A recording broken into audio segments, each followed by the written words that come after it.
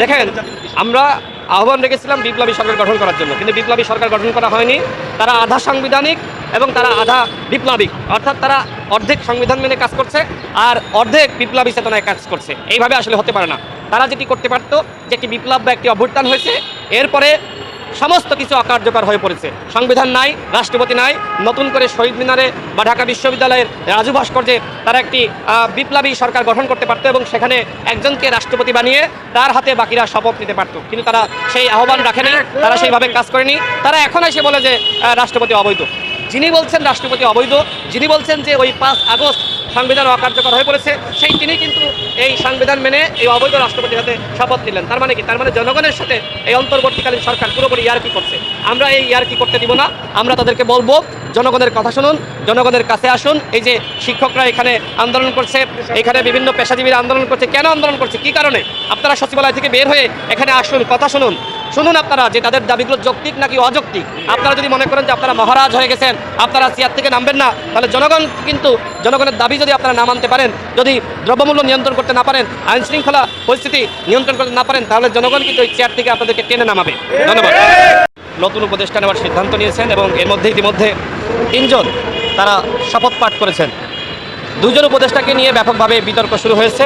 বসির আহমেদ এবং বসির উদ্দিন এবং আরেকজন ফারুকী সাহেব।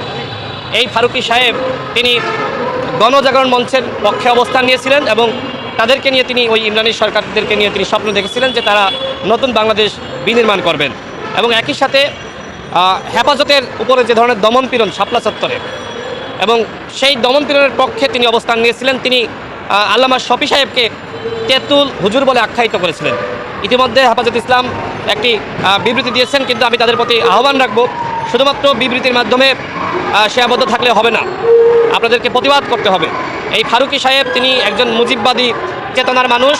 তিনি প্রধান উপদেষ্টার প্রতি আহ্বান জানিয়েছেন যাতে করে প্রধান উপদেষ্টা ওই ধানমন্ডির 32 নম্বর বাড়ি তিনি প্রদর্শন করেন। এইভাবে তিনি কিন্তু সামাজিক যোগাযোগ মাধ্যমে গত 7 আগস্ট, অর্থাৎ 5 আগস্টের পর 7 আগস্ট তিনি এই ধরনের আহ্বান রেখেছেন। তার মানে কি? তার মানে স্পষ্টভাবে প্রমাণিত যে তিনি আসলে মুজিববাদী। এবং এই মুজিববাদী চেতনার মানুষটি তিনি 15 বছর ধরে আওয়ামী লীগের বন্দনা করেছেন, আওয়ামী লীগের গান গেয়েছেন। এবং সর্বশেষ যখন এই চালাক মানুষটি দেখলেন যে হাসিনার পতন হয়ে যাচ্ছে, তখন তিনি ওই হাসিনার দশর, হাসিনাকে ধরে রেখে তিনি জনগণের পক্ষে অবস্থান নিলেন।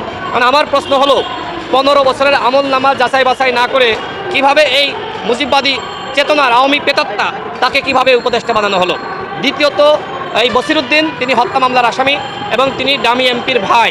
এই ডামি পরিবারের লোকজন কিভাবে এমপি হচ্ছেন, কিভাবে উপদেষ্টা হচ্ছেন, আমি আসলে জানি না। এক্ষেত্রে সরকারকে বলবো যে এই বিতর্কিত উপদেষ্টাদেরকে অনতিবিলম্বে আপনাদেরকে সরিয়ে দেওয়া লাগবে। এবং আরেকজন উপদেষ্টা আলী ইমাম মজুমদার, তিনি 11 দশক, তিনি মুজিববাদী এবং শেখ মুজিবকে নিয়ে 2017 সালে প্রথম আলোতে একটি কলাম লিখেছেন, যেখানে তিনি উল্লেখ করেছেন যে মুজিব আমাদের চেতনা, মুজিব আমাদের বিশ্বাস, মুজিবকে মহানায়ক হিসেবে আরও বেশি উপরে তুলতে হবে, মুজিবকে কোনোভাবেই ধ্বংস হতে দেওয়া যাবে না। অর্থাৎ এই আওয়ামী পরিবারের এই 3 জন ব্যক্তিত্ব, তাদেরকে উপদেষ্টা বানানো হয়েছে।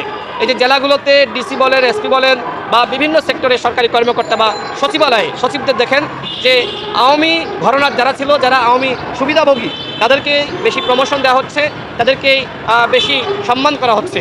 অথচ যারা গত 15 বছরে আওয়ামী লীগের বঞ্চনার শিকার, তাদেরকে প্রমোশন দেওয়া হচ্ছে না। তারা এই সরকারের আমলে আরও বেশি বৈষম্যের শিকার। অর্থাৎ যে বৈষম্যের বিরুদ্ধে আমরা লড়াই করলাম, সেই বৈষম্য আরও বেশি বেড়ে গিয়েছে। এবং দেখেন, এই যে আপনার একটি অঞ্চল থেকে, একটি বিভাগ থেকে 13 জন উপদেষ্টা, চট্টগ্রাম থেকে 13 জন উপদেষ্টা। আমি ডক্টর ইউনূস স্যারকে বলবো, যদি আপনি সমতা বা সাম্য আনতে চান, তাহলে অন্যান্য বিভাগ থেকেও আপনি 13 জন করে উপদেষ্টা নিয়োগ দেন। অন্যথায় মানুষ কিন্তু এখন যেটি বলছে যে ডক্টর ইউনূস স্যারের উপর আমরা যে আস্থা বিশ্বাস রেখেছিলাম, তিনি সেই আস্থা বিশ্বাস রাখতে পারেননি। তিনি তার এনজিও সেক্টরে যারা কাজ করেছে, যারা তার গ্রামীণ ব্যাংকের কর্মচারী ছিল, তাদেরকে তিনি এখন উপদেষ্টা বানিয়েছেন, সরকারের বিভিন্ন সেক্টরে তিনি পদায়ন করেছেন। এর মাধ্যমে কিন্তু এখন জনগণ যদি মনে করছে শেখ হাসিনা যেমনিভাবে তার ক্ষমতার সময় বা তার শাসনামলে তিনি গোপালগঞ্জকে প্রাধান্য দিয়েছেন, গোপালগঞ্জের মানুষ ছাড়া তিনি কিছু বুঝতেন না, ঠিক একইভাবে ডক্টর ইউনূস তিনি তার চট্টগ্রামের মানুষ এবং এনজিও কর্মী, গ্রামীণ ব্যাংকের কর্মী ছাড়া আর কারোর উপর আস্থা বিশ্বাস রাখতে পারছেন না। এইভাবে একটি রাষ্ট্র চলতে পারে না। আমরাও রাষ্ট্র সংস্কার চাই। আমরা চাই যে এই সরকার বিপ্লবী চেতনার উপরে ভর করেই রাষ্ট্র সংস্কার করুক, কিন্তু মুজিববাদী চেতনার মানুষ এবং যাদের বিপ্লবের সাথে ন্যূনতম সম্পর্ক নাই তাদেরকে নিয়ে কোনোভাবেই রাষ্ট্র সংস্কার করা যাবে না। ধন্যবাদ। আরেকটা প্রশ্ন সেটা হলো সংবিধান নিয়ে। সমসাময়িক সময় অনেকে বলে যে নতুন বাংলাদেশ বিনিময়ে রাষ্ট্র সংস্করণের জন্য সংবিধান সংস্করণের প্রশ্ন অনেকেই তুলছে। এক্ষেত্রে কিন্তু আমরা দেখছি যে বিএনপির সিনিয়র একজন নেতা তিনিও বলছেন যে সংবিধান কোনো খসড়া খাতা না, ইচ্ছা করলে ছিঁড়ে ফেলা যায়।